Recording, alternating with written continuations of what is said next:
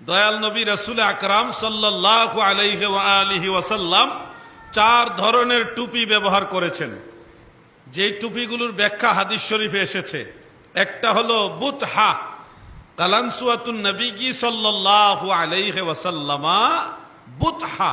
নবীজির টুপি মুবারক ছিল গোল টুপি, গোল মাথার সাথে লেগে থাকে এরকম একটা কাপড়ের গোল টুপি ছিল। এটা মিশকাতের মধ্যে আছে, কিমামু আসহাবিন নবী সাল্লাল্লাহু আলাইহি ওয়াসাল্লামা বুতহা।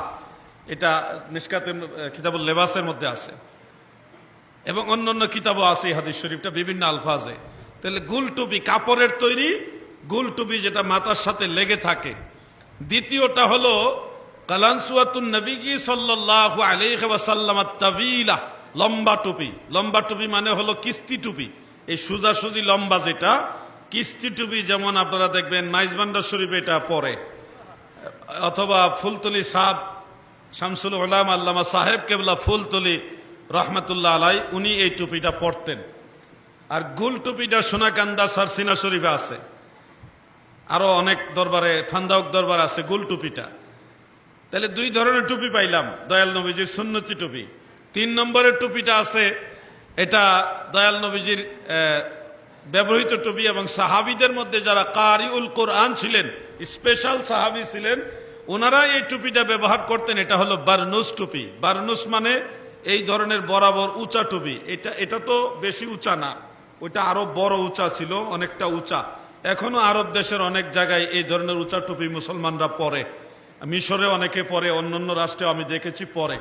এটা হলো ওমানেও পরে, উঁচা বরাবর উঁচা, এমন বারনুস টুপি। এটা হলো দয়াল নবীজি ব্যবহার করেছেন বলে প্রমাণিত আছে।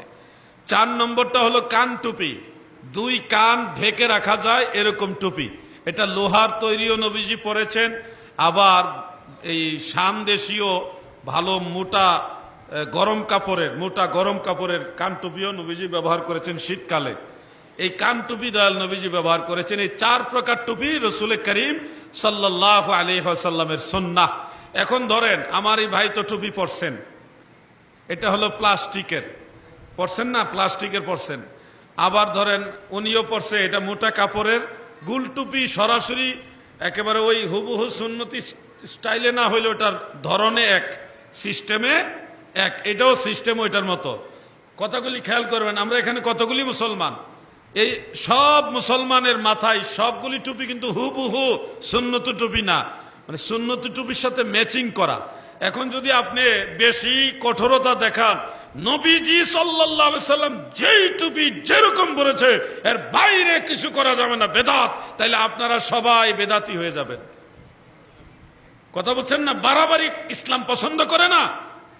আপনাকে দেখতে হবে এইটা গোল টুপি, এটা মাথায় গোল এবং উপরে মাথার সাথে লেগে আছে, এটা গোল টুপি, এটাকে গোল টুপি হিসেবে ধরতে হবে। কথা বুঝতেছেন না আপনারা? এরপরে ধরেন এই যে আমার এই ভাইরা যারা ওই যে সবুজ টুপি পরছেন, গোল এবং মাথার সাথে লেগে আছে, গোল টুপি হিসেবে এটাকে ধরতে হবে আপনাকে। এখন হুবহু ওইটার মতই হইতে হবে, নাইলে বিদআত। এই ধরনের কঠোরতা ইসলাম পছন্দ করে না।